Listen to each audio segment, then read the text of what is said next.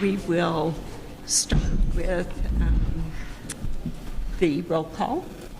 Okay. Mrs. Bohan? Here. Mr. Canardi? Here. Dr. Schulman? Here. Ms. Gorst? In person. Mrs. Steiner? Present. Mr. Yekitis? Here. Mr. Neve? Here. And before I ask Pat Saucerman to lead us in the pledge, I just want to make note that this is his last regular monthly meeting before his retirement, and express gratitude that he has kept us fiscally conservative and sound with consistent outstanding audits and bond ratings, et cetera. And as a community, just want to thank you for that. So with that, I would ask you to lead us in the Pledge of Allegiance. I pledge allegiance to the flag of the United States of America and to the republic for which it stands, one nation under God, indivisible, with liberty and justice for all.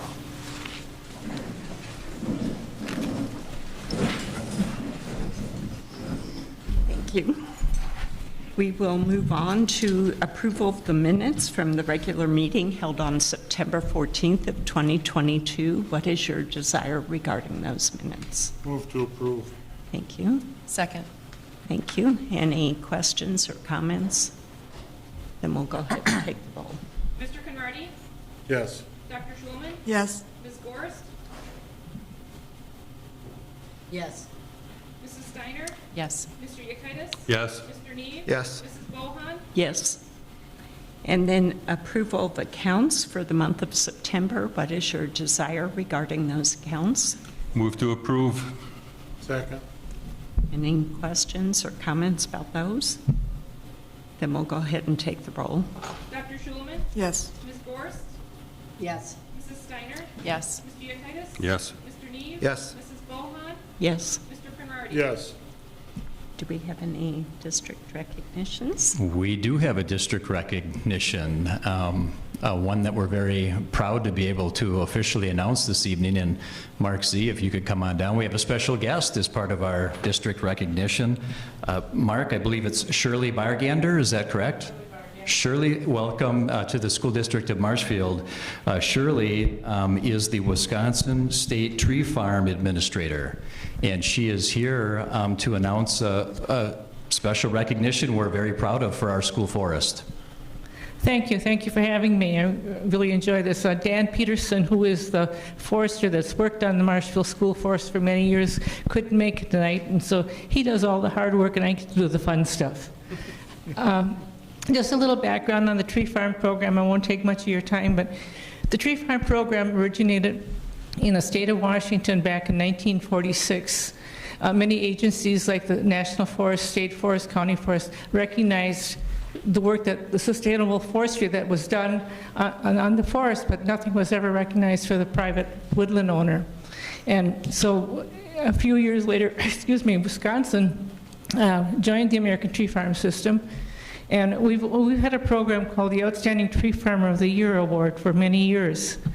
And a few years ago, a bunch of us started brainstorming and saying, hey, you know, there's a lot of wonderful school forests out there. You know, we need to recognize these folks and the work that they do on the school forest as well. And so we decided to come up with this outstanding educational tree farm, not tree farmer, but tree farm of the year. And Marshfield School Forest, of course, is just a gem. You know, we just could not go by and not recognize that. So on behalf of the Wisconsin Tree Farm Committee,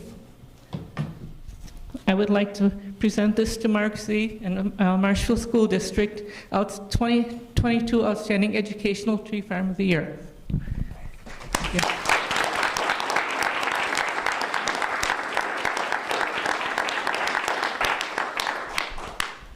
Well, it looks like Mark has got a pamphlet to hand out. If I could add a little bit to that, and I want to make a quick reference. During earlier meetings with the board, I referenced that we're working on a community newsletter Dale, this is going to be one of the stories in the newsletter, is recognizing, announcing that our school forest was selected for this first-time award. So not only is it recognizing our outstanding school forest, but we're the first one in the state to be recognized. That's a great honor. Cool. The honoree each year, normally, as I understand it, Shirley, serves as the site for, like, you have like a demonstration day, or what is it called again? Field day. Field day. And our school board held that field day back in August 6th. And I think Mark is giving you a Yep. handout of the brochure that we used for that field day. Yeah. It was amazing. I wish everybody could have been there to listen to this wonderful day. Yep. They're wonderful operators also. Thank you. So again, the honoree serves as a site for the annual field day, which they held at our school forest back in August, just a couple months ago, and this pamphlet gives you more detail on that. The article that we're going to be running in that newsletter has a URL that will take you to a YouTube video, and I think it's the one of Dan Peterson talking about our school forest in the field day. So There's also, on the Wisconsin Tree Farm, we have a website also, the WisconsinTreeFarm.com. We're going to have that on there, and I think we did a video of all the speakers at Field Day, so if you were able to make Field Day, the speakers are there on the video so that you can, and touching on all the other different stations, the ponds, the management, and all the good things that the school forest does, so. Yep. Again, in the booklet that board members you just received, it does run down the different stations that the presentations were on. I've seen a couple of videos, very well done. We're just, again, very proud to have served as the site, and looking forward to getting some more information out to our community to be able to look at those YouTube videos. And one of the objectives also is to showcase what an amazing school forest this is, and maybe get other schools to like up to it, to do something and get the kids out there, get their boots on the ground, get them while they're young, and get them to enjoy the forest and know what it's all about. Thank you, Shirley. You said it very well. Again, we're extremely proud of our school forest. And Mark Z., thank you for being here as a part of accepting the award as well. Thank you. Thank you for joining us shortly. We will move on to public communications, and the board values all comments and will respectfully consider this input in decision-making. However, it is not the intent of the public comment portion of the meeting for the board to enter into a debate or discussion of an issue. Comments in regard to personnel matters are not allowed.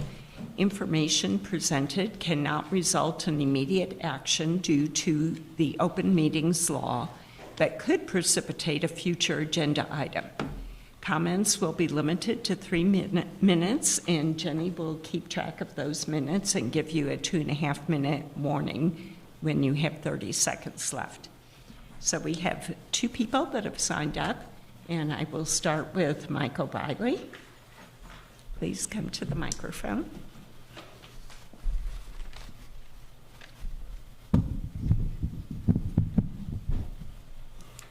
Thank you.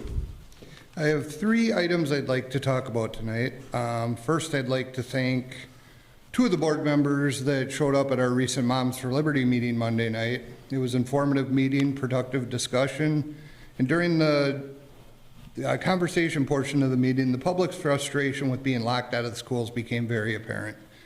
At that point, we were assured by one of the board members that with proper background checks, people are allowed into the schools.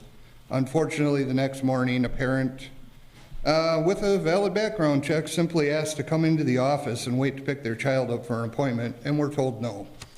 So we need to fix some of these issues that are going on. Number 2 is, at the last school board meeting, I was told, as everybody was actually told, that policy 167.1, the voting policy, was used to allow board members to vote from a remote location. This policy allows this to happen in the event that emergency circumstances justify this action. I would like to know what the emergency circumstance was to justify this in the past. All other board members were able to attend this, but so it can't be considered appropriate for remote virtual participation. Are we disallowing this to happen, or do you intend to continue? Third item, last but not least, I want to say thank you for finally getting the process moving for the Human Growth and Development Advisory Committee. It was mentioned at the last board meeting that this was recognized in June. When I looked today, I did see there was a first reading of this in May. It's sad this wasn't important enough to have this in place for the start of the school year, as this is a violation of state statute. Thank you.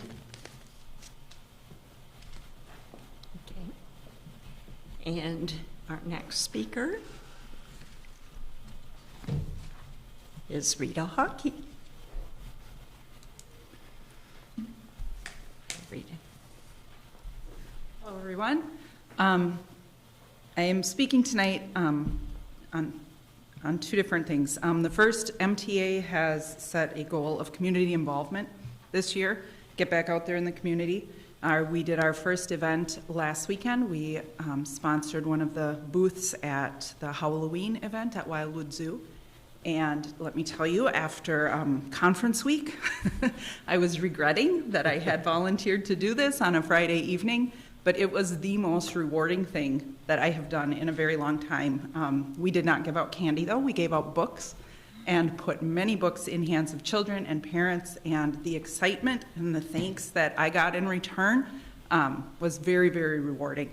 And I don't think we often get that enough in schools, teachers, board members. So I also want to take an opportunity tonight to say thank you to all the hard work that you guys put in. It is a thankless job. You know, another thankless job we often think of is parenting. It's a lot of work to be a parent. It's hard work to be a parent. But as a parent, you have to make decisions that are best for your kids.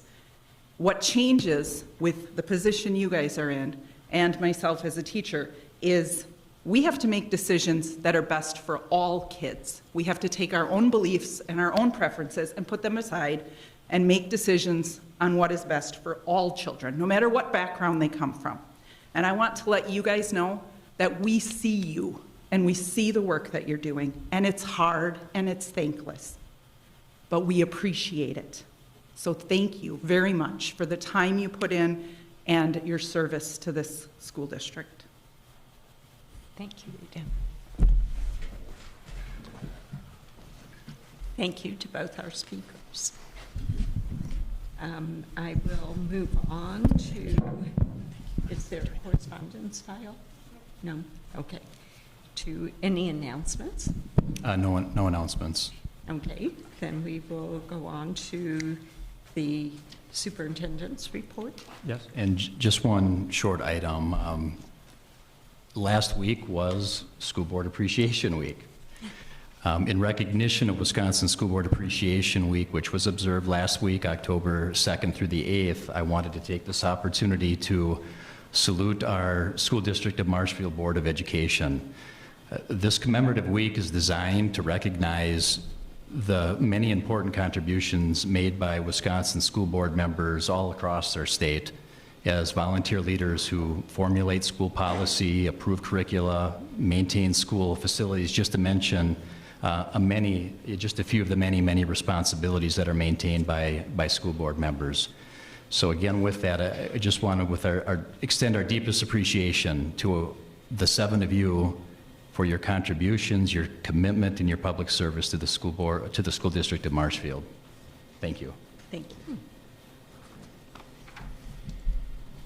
And next we will move on to gifts and donations to the district. And I'm pleased to present you with the following gifts that we've been asked to accept.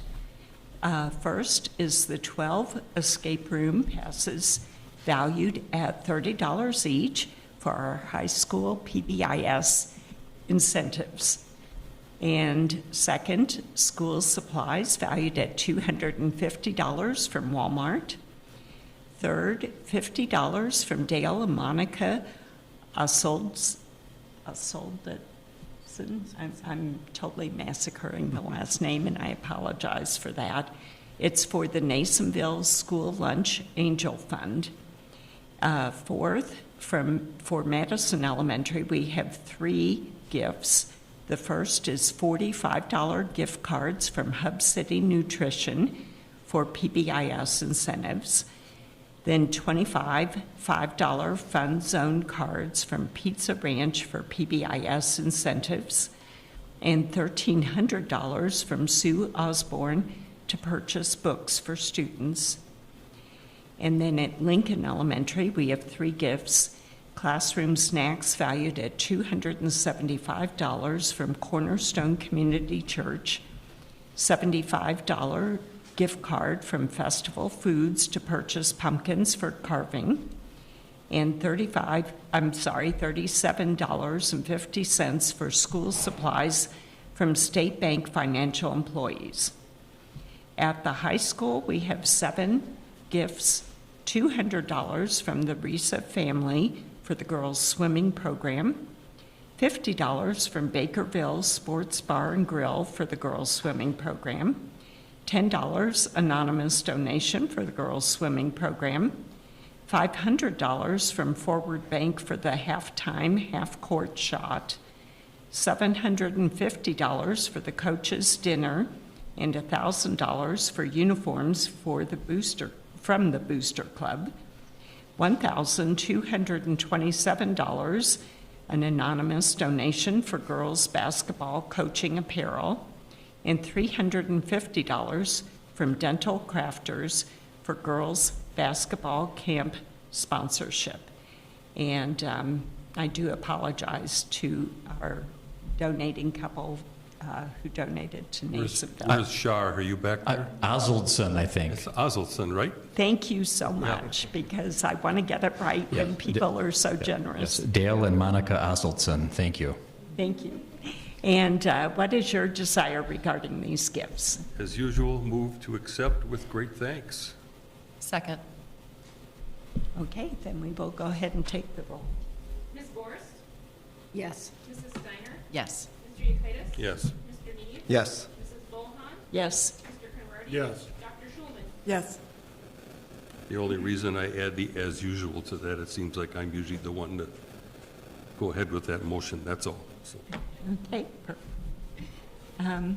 We will go ahead and take the report from Finance Committee at this time.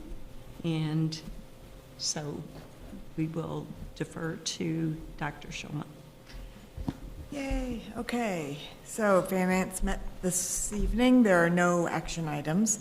Tonight we had the public hearing for the 2022-2023 school budget. So we were given a very good review of issues around the final budget. It's almost completely dialed in. There are a couple of items that we are still waiting on the numbers for, how much the state aid is and such things. So that will all be finalized in the next couple of weeks, and then we will have the final budget at the next meeting. We reviewed the monthly bills. There was a request to try to make them a little more readable and understandable. We did find that there were a couple of different ways and formats to present them. And so we've settled on a couple of different ways that does make it easier to find what you're looking for in these multi-page reports every month. We reviewed the membership counts of the enrolled students in the district, membership, head counts, et cetera. The upshot is that we are down slightly in membership from the previous year, about 19. There's a lot that goes into this. It's not just the number of students. There are also additions and subtractions based on whether somebody is a resident but is open enrolled somewhere else, or open enrolled students that live outside of the district. We also made some mention about, 5-year-old kindergarten numbers seem to be a little bit stronger than last year, but the 4-year-old kindergartens are about the same balance back. So it's a 3-year running average, and it's simply informational, and this is shared every fall with us. And then open enrollment trends were also reviewed and discussed. We remain on the positive for open enrollment students coming into the district versus how many of the district residents are open enrolling outside of the district. It was, the balance, the difference in those two numbers reached a peak in 19 to 20. It was about 183. We've been dropping a little bit over the last few years. We're down to 119 different. We had, for this coming year, we've got 321 students open enrolling into Marshfield District and 202 Marshfield residents open enrolling out of it. This difference number has waxed and waned over the years. It was running about 120 to 130 through much of the early 2011 to 2019. It jumped up and it's waning down again, but we're still on the positive side into out. And finally, we reviewed the public hearing documents that are posted on board docs, how much of the financial support for the district in the budget comes from things like the general fund, 75%, special projects fund, 12%, debt service fund, 10%, and then more into the minutia. And as I said, there's nothing that we're going to vote on, but I will acknowledge the fact that that was the Finance Committee's last meeting with Pat Susserman at the helm, and he's going to be sorely missed. He's been an enormous asset to the district for many years. I won't call out how many, you can say that.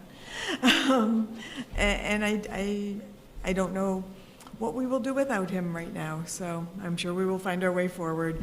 But just a huge thanks to Pat for having the helm for so many years and doing such an amazing job guiding and working with the school board and the superintendent and all the school administrators and all the teachers and everybody, all the hundreds of people who play into the budget every single year.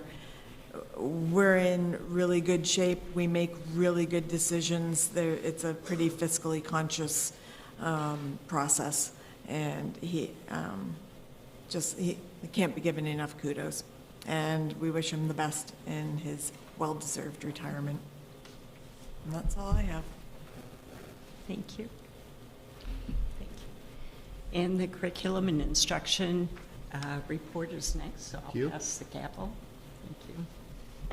And we started out with looking at our district Title I programming, and the upshot of this is that the district Title I threshold is 35% of free and reduced lunch applicants that qualify for free and reduced lunch says that threshold gives us the requirement to provide Title I services for that school. So last year, we provided Title I services at Lincoln and Madison. This year, besides Lincoln and Madison, for Marshfield 4K and the middle school also qualified for Title I services. So we don't get additional funding for that. We just need to allocate funds, adjust them to comply with the guidelines for that. Then we looked at our District 4K programming, and we have 4 sites that offer a morning session, another 4 sites that offer a morning and afternoon, and 1 site that offers an afternoon session. So the distribution is still across the board there, even though the 4K numbers are down a little, as Karen pointed out also. The enrollment is dispersed among the sites. There were, even though it declined more for last school year, if you compare 2019-2020 school year to this school year, we're down 21 students in 4K. Next, we looked at the Advisory Committee for Human Growth and Development Curriculum under the state statute 118.0195. And the board appoints an ad hoc committee to advise the school board on the design and implementation of human growth and development curriculum and review that curriculum. And as we talked about in executive session, there are 7 groups that comprise that committee. No one category of members can constitute more than 1/5 of the committee, except for parents, who can comprise more than 1/5. And no more than 1/4 of the members of the committee can be made up of employees of the school district or their spouses or members of the school board or their committee, or their spouses, I'm sorry, even though they are fitting into some of those other groups. So the DPI provides that guide to help us in setting that up and in the policy and program development and implementation of our curriculum. We want to thank both Kim Ziembo and Mike Nanstad for doing some research, and they reached out to another 8 area schools to see how they're currently doing that committee. Out of that, one school just started having a committee and had their first meeting in September. And another one has a committee, but they haven't met in over 3 years. Another one meets 1 time a year, and another school's just started the process, and 2 others have no committees, and 2 others did not respond when we reached out to them. So we were presented with recommendations for how to comprise that committee, and the recommendation was a 20-member committee with 2 teachers, hopefully 1 at 5th grade and 1 secondary level, just because those are the levels where the kids are involved in that curriculum. 2 administrators, 1 with curriculum background and maybe a building administrator for the other. 2 high school students, 1 male and 1 female. 3 clergy, 4 healthcare professionals, and 5 parents of students enrolled in the district that are non-staff or related to staff. And then 2 community members at large that have a vested interest in Marshfield youth. So they have some connection and interest in being there for our kids and our students. And so during executive session, we did look at a draft of a questionnaire that will go out, and hopefully within the next 3 weeks, and then we will collect applications from people that are interested in filling these positions, and the board will be looking at that. And we also looked at the legal side of this, in that the absence of an advisory committee does not affect the board-approved curriculum that's currently in place. So as we noted in our meeting, the next step was to come up with that questionnaire, which was the one presented during executive session tonight. And that is all of my report, so there are no action items.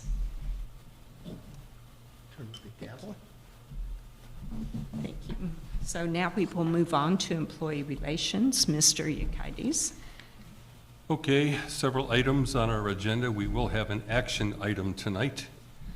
We discussed at the last month, the committee discussed considerations for a compensation plan to address internal staffing coverage at the elementary school level when there is a shortage of substitutes. A recommendation is to provide a stipend rate of $80 for elementary teachers when they assume additional students for a day, and a stipend rate of $30 per hour when an elementary teacher provides coverage and delivers direct instruction for specials, such as art, music, phy-ed.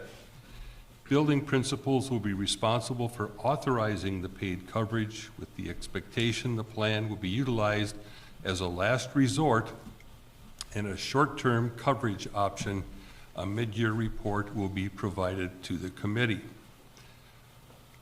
Also, under new business, we discussed 2 items were offered for consideration.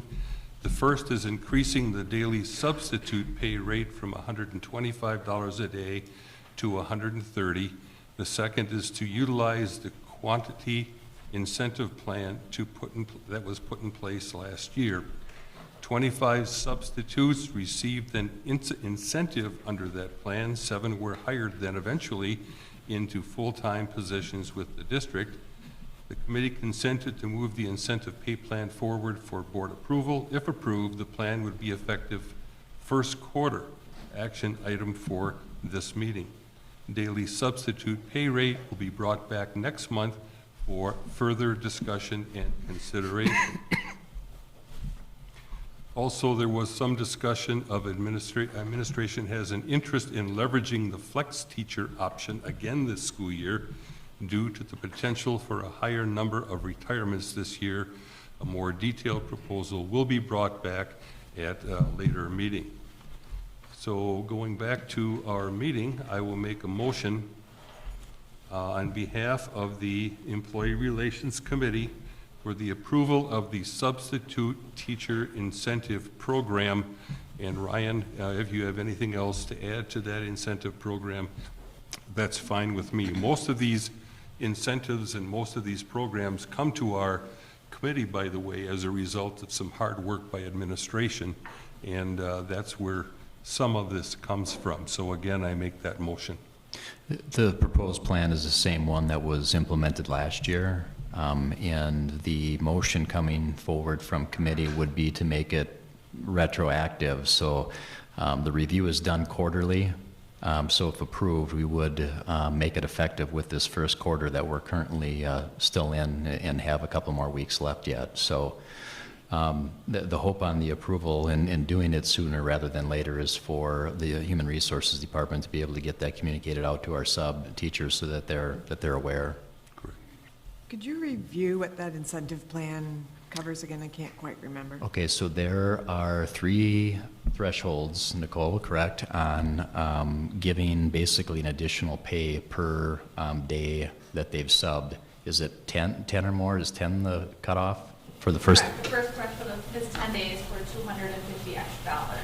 And then it is day 11 through day 19 is $400, and then beyond 20 is $600. So they receive that additional pay on, the first payroll that occurs after the review and is completed, and HR department turns into the business office what the bonus payment should be. And as a member of the committee, part of what we looked at was that it was successfully piloted. So it produced good results. We got more yeses in the morning when you called up. Said, yes, I'll be right in.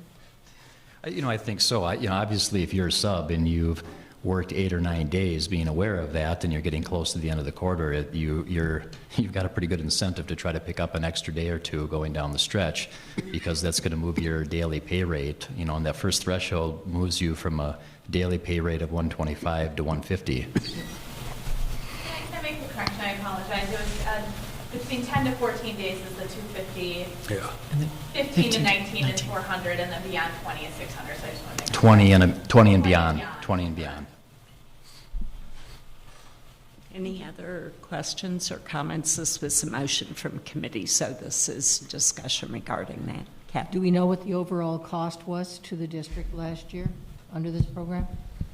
So you reported out to committee what the impact was on that. I don't know that we've got that report with us right now. I cannot give you a bottom line total cost to. I could guess, but I know I'm not going to be accurate. It was around 17,000, but again, I don't have an exact number. Okay. The nice thing with this incentive, last year, we know of schools that shut down because they couldn't get subs.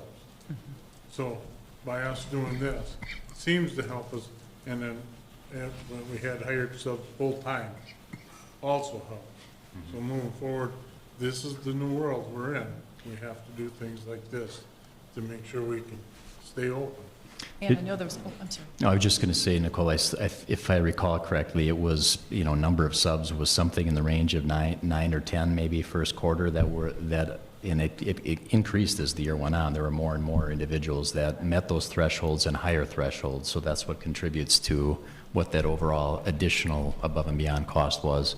And another point that Nicole, you made is that we are dealing with some competitive issues within our local area. I believe it is Mosinee is paying $190 per day for certified teachers to be substitutes. Auburndale. Auburndale. Right next door. Okay, I'm sorry. And Pittsville. It was right next door. A little bit closer, actually, yeah. And so that, we can't match that, but I think our incentive program offers a little bit more to get some people closer to that to bring them into our district as opposed to taking jobs elsewhere.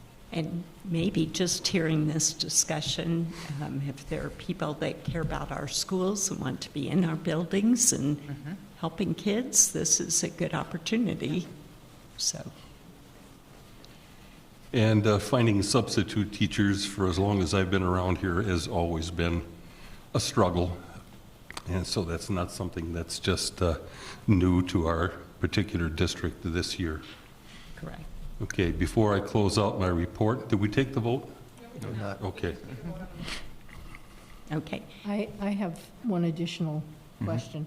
How many teachers that are now full-time were recruited from these subs? 7, wasn't it? Thought it was 7. Yeah, the number that was reported out, you had mentioned 7. Did that include the flex teachers, or was that separate from the flex teachers? Okay, so yeah, about 7. So those are people that we didn't have to go out and recruit and figure out whether they were a fit or not. Right. In that, yes, absolutely, that's true. And from the sub-teacher recruitment side, though, that's, 7 people we need to replace in that category that are no longer available to work as subs. So, yeah, there's a bit of a trickle-down effect on that. Yeah. Is the flex teacher plan part of this motion? No, we're still working on that. We plan to bring that back. And, again, from touching upon Dale's report out, we did also talk about still considering yet this year, adjusting the regular short-term sub pay rate. We did have some conversation in committee about moving that from 125 to 130. We left that open at this time. We indicated we were going to do some more research, and we're hearing that other districts in our area are increasing that short-term rate, so we were going to do some homework. I know that the HR department already has received some data on that that we're going to bring back to committee to give that further consideration as well.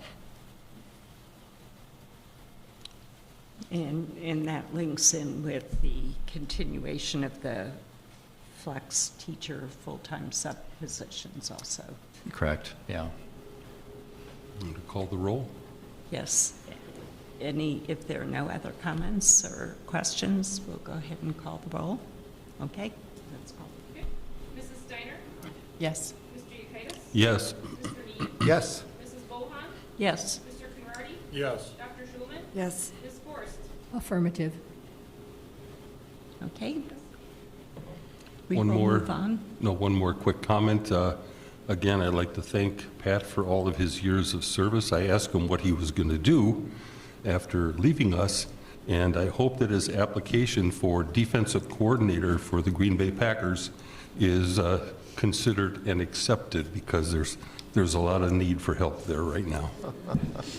Good luck to you, Pat. He might be more interested in the Badgers coaching staff right now. Thank you. Yep. We will move on to policy legislation. Sam Steiner. So we met on September 28th, and we had a couple of old business items to take care of, which was the second reading of policy 6620 around petty cash. This was a Neola suggestion, and it basically has to do with the cash boxes that are needed for various activities that we have in the schools. We recommended that that be brought up for an action item here at this meeting, and we'll do that. And then secondly, we had policy 8500 from food services. This also was a second reading, and this was again some Neola suggestions, as well as consideration of Melanie Hanneman's concern about some of the students that are on the free lunch program. We made some adjustments to make sure that every child that comes to school with money for lunch will get that lunch, instead of having that go towards a deficit that they may have, that their families may not have covered. We want to make sure everyone gets a good lunch. So we put that forward also for approval of the board. And then we went on, our new business was to introduce the 9140 policy on advisory committees. This is our first reading, and this is the policy that is in general to govern all advisory committees that we need, citizens advisory committees. So it's not specific to the one that the human development one, but it was discovered that we didn't have this in our policy when during our May policy meeting, when we were reviewing 2414, which is the policy for health and human development. So we reviewed sort of the course of this discovery, and we are very much interested in updating our policy committee policy to include policy 9140, because it didn't exist at the time that the Neola adoption was done in 2016. And we did the research to try to figure out how that happened, and honestly, we don't know. Many of us weren't there at the time. But nonetheless, this is why we have a policy committee, to review things and make sure we get things lined up. So good thing we caught it. We're bringing that forward for first reading for this, the full board. And that is all we have. We had no future agenda items. So if I may bring forward, on behalf of the board, on behalf of the committee, approval of, we have the order switched in our agenda. The approval of policy 8500 for food services on behalf of the committee.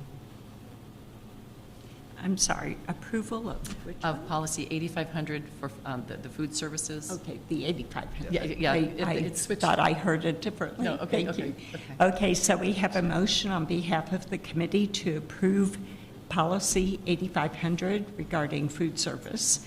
And any questions or comments about that policy?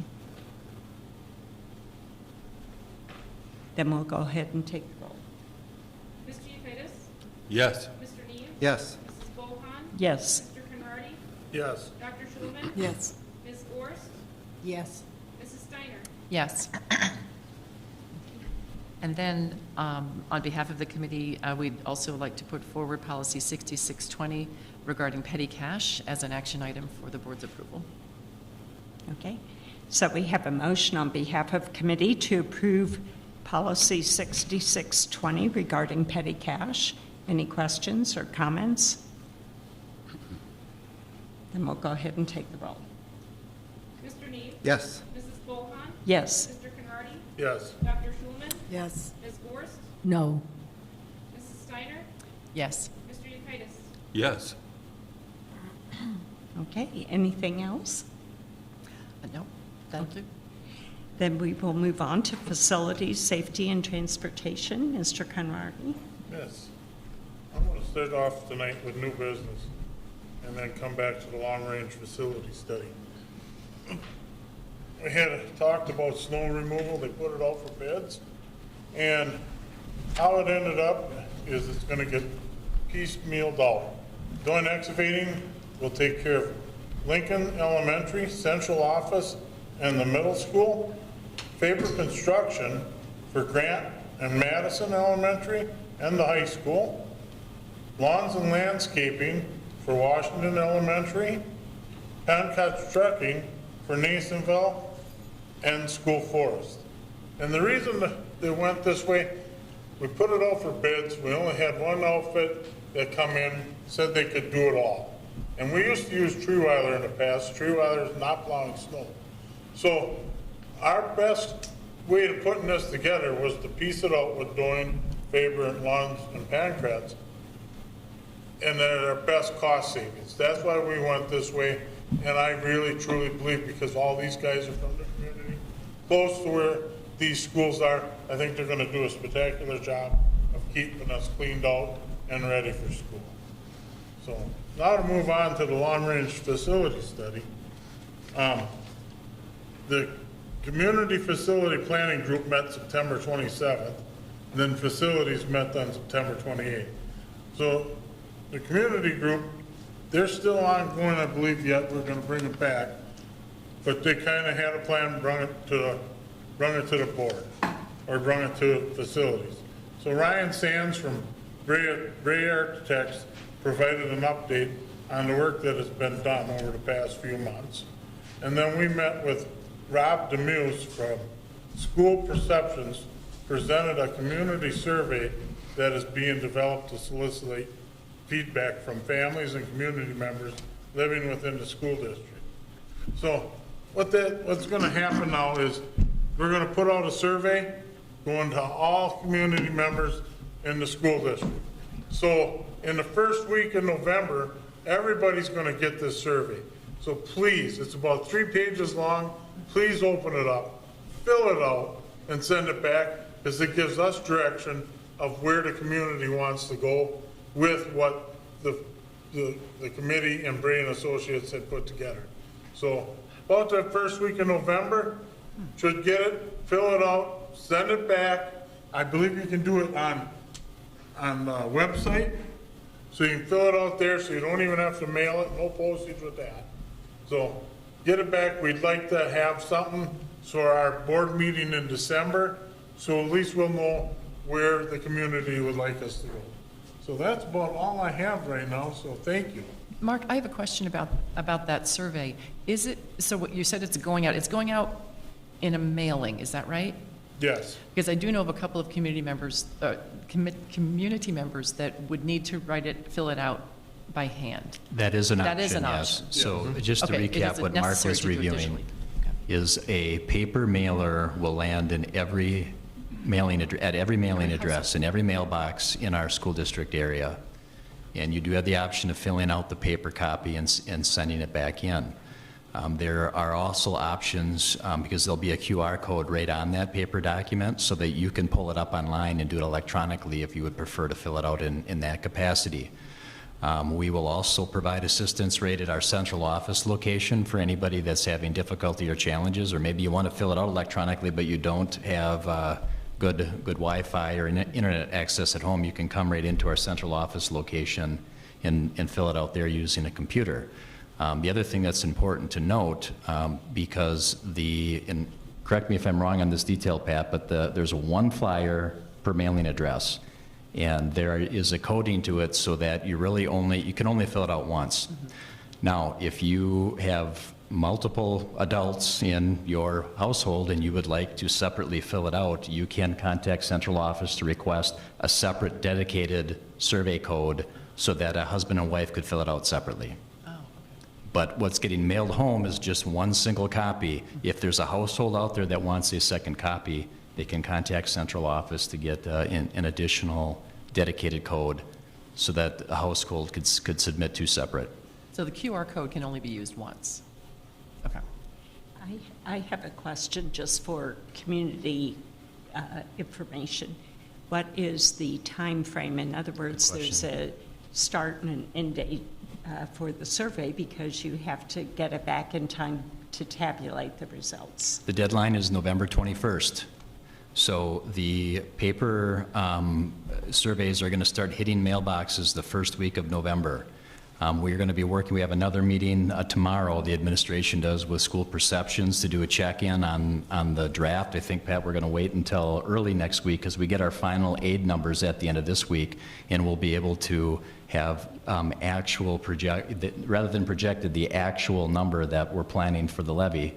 So we've got as accurate, up-to-date numbers as possible, and we're hoping no later than Tuesday next week we'll finalize the survey to send it to print, and it'll start hitting mailboxes the first week of November. Thereafter, you have up until November 21st to complete it. Thank you. So Any please, other? spread the word. When you get this, let your neighbors know, let everybody else know in the community, because not everybody's gonna watch the video here tonight. So if you just spread the word, we can get the word out, and we can get quite a few back. Thank you. Yeah, the survey gives a summary of the work we've been doing. It gives a little bit of information on the current financial status in the school district. It gives a bulleted list of the highest priority facility needs that we have by level, high school, middle school, elementary schools. And you'll be asked some very specific questions about your level of support for these projects. So as Mark indicated, we encourage everybody who in the community to fill out a copy of the survey. Yeah, with all the political mail we get, as Dan said, his recycle bin's getting full. So we don't need any more in the recycle bin. Mail it back to us. Thank you, Mark. Mark, I appreciate the facilities committee's work in trying to get the word out to the public and asking for their opinions and suggestions as well, so that this doesn't become kind of landlocked as just 15, 20 people on the committee itself making this decision. Thank you. You know, if I could add one more thing, Mark, especially with you indicating we're all getting a lot of flyers in the mailbox right now. I also, and I've mentioned this a couple times tonight, that we have this district newsletter that we're working on that is going to also be going out soon. We do have an article in that newsletter that talks about the facility planning committee and the work that they've been doing. So that's another point of communication to the community to give some background on the work that's been going on. So don't throw that one away either. Please read that one too. Read that, keep it out of recycle bin too. I have a question. It indicates that the committee will be wrapping up its work within the next month. That meeting was last month. Are they going to be issuing a written report that's going to be available to the public? We're going to have a report to the full board coming up on which will include the results from the survey. You know, as far as the schedule that was established with the facility planning committee, we were actually originally scheduled to be done in August. We asked to meet with them again in September. They were agreeable to that, and in fact, they've also indicated a desire to come back yet again. They've asked for us to host a meeting with them when we have the survey results to go over that. So, and I know Mark, you had indicated inviting them and hoping that members of that committee will come when we do the full board report on the results of the survey and talk more about the potential for some of these projects.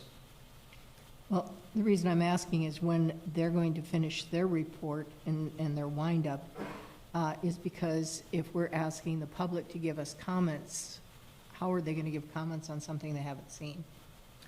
That's what the survey is for, is to get the community feedback. So we have a driving factor where we're going. The committee wanted to consider public input. So they're not going to issue a report until after they get the public input?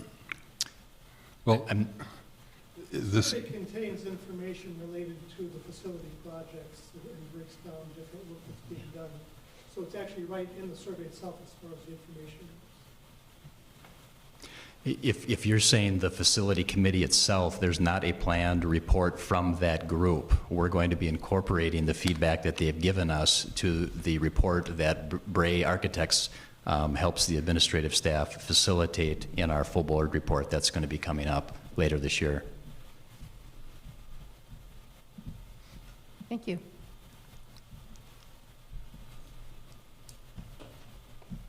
I'm done.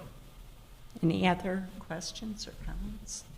Okay. Then, I believe that's our last committee.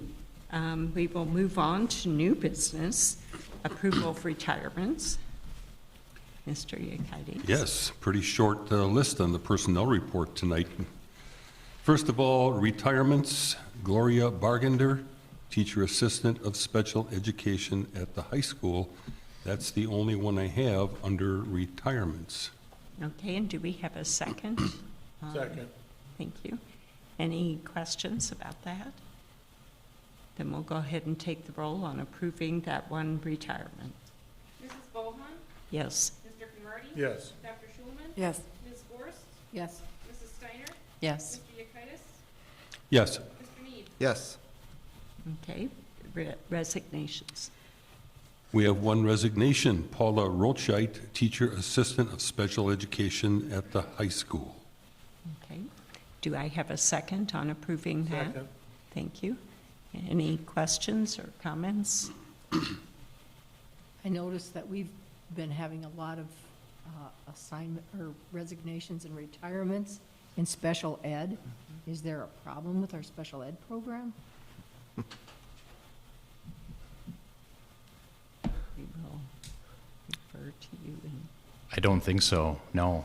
We have turnover. There are resignations that happen. I know that is something, Mark, that you've brought up, and we plan on incorporating into future employee relations committee meeting is some conversation regarding, surrounding specifically aides, teacher aides in the area of special education. Do I think that there's a problem with our program? No. Do I think that that's an extremely challenging work area and assignment? Yes. That is a career area that does have, by the nature of the challenging work that is done, probably a higher turnover rate than regular education. And we are not unique as a school district in having that issue. That's pretty common across all districts. That's what I understand Yeah. too. And from what I'm gathering, from what the job is, the people get burned out so fast. It takes a special person to work with special needs kids. Well, don't forget, there are family situations that change too. There might be a spouse that is taking a job in another community and other types of situations that may not have a lot to do necessarily with burnout or dissatisfaction with the particular program. There are a myriad of reasons that a person may decide to move on. Well, especially retirements come when you're ready to retire, right? Mm-hmm. Any other questions or comments regarding the resignation? We have one resignation. Then we'll go ahead and take the roll on approving the one resignation. Mr. Conrady? Yes. Dr. Schulman? Yes. Ms. Gorst? Yes. Mrs. Steiner? Yes. Mr. Yekitis? Yes. Mr. Need? Yes. Mrs. Bohan? Yes. And finally, I have, as an individual board member, looking for the approval of the employment, pardon me, of new personnel, Colin Cowell, Teacher Assistant at the Library Media Center at Madison School, replacing Ashley Huber. Kaylee Harless, a Teacher Assistant Regular Education at the high school, replacing Tammy Gooden.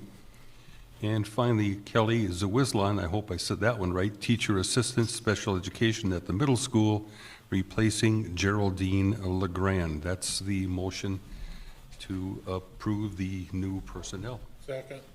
Thank you. We have a motion and a second to approve 3 new employees. And any questions or comments? Then we'll go ahead and take the roll. Dr. Schulman? Yes. Ms. Gorst? Yes. Mrs. Steiner? Yes. Mr. Yekitis? Yes. Mr. Need? Yes. Mrs. Bohan? Yes. Mr. Conrady? Yes. Okay.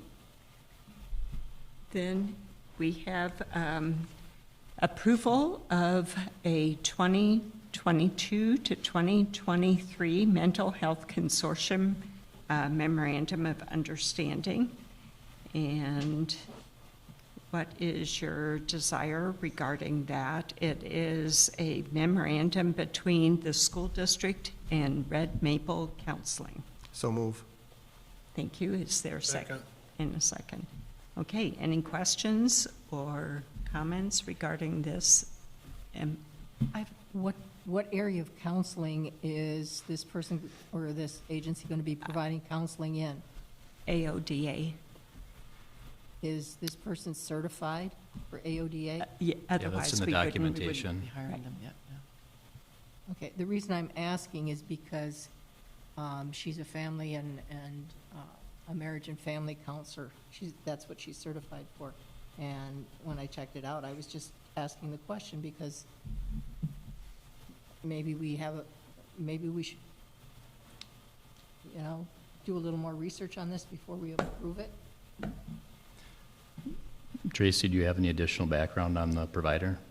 Yeah, she's not going to be providing direct AODA services. She'll be providing general counseling services through our consortium program. So Joanne Greenlee, who's our mental health coordinator, and I both interviewed Crystal and shared the consortium program guidelines with her and had a pretty thorough discussion about what type of services she'd provide.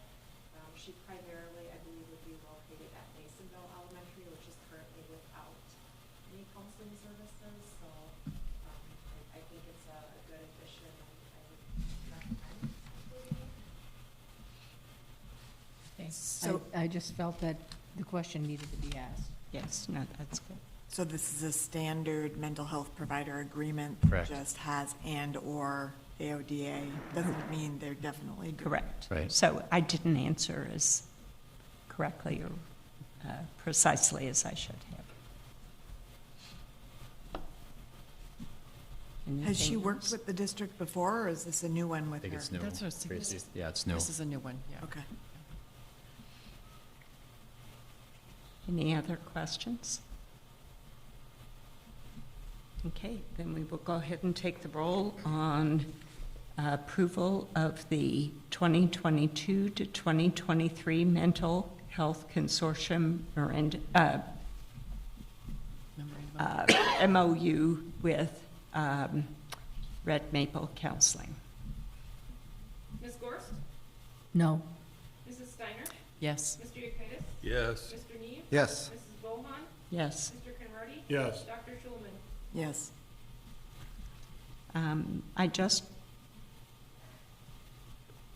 again, correct me, Tracy or Ryan, I want to point out that we don't refer people to these services. They are meeting with their current clients. No, actually, Or we do? yeah, There's actually, some the of both. consortium, that is part of the consortium, is that we do have the ability, we have a referral pathway that our school counselors and social workers and psychologists and principals can use in order to recommend students that have barriers to receiving counseling in the community setting. So it's really based on barriers, and addressing those barriers, including financial barriers for some families as well. And this is, we've had this consortium now, is this our third year, fourth year? I believe it's our Third year, isn't it? Yeah. Before that, we did have MOUs with varying Mhm. agencies where basically we just provide space for them to provide their services, which the consortium is much more collaborative. We have releases of information between therapists and families and schools, so we're able to help support each other in the services that are, and interventions that are being used with the students.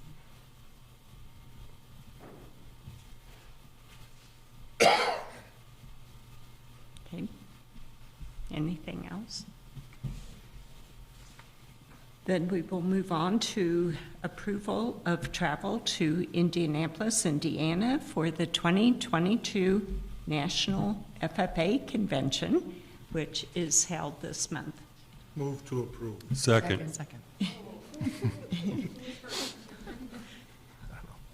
Dale was loudest. Dale was louder. I was louder. But I think it really was a tie. I think it was a tie. Okay.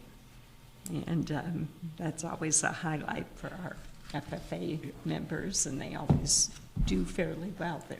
Yes, and I know Mark Z is still here, one of our FFA advisors, and I believe, Mark, that your group has one of its most successful years this year as far as participants that have qualified for nationals. So I'm sure you wouldn't mind taking an opportunity to share a little bit more about everything we've got going on with this trip to Indianapolis.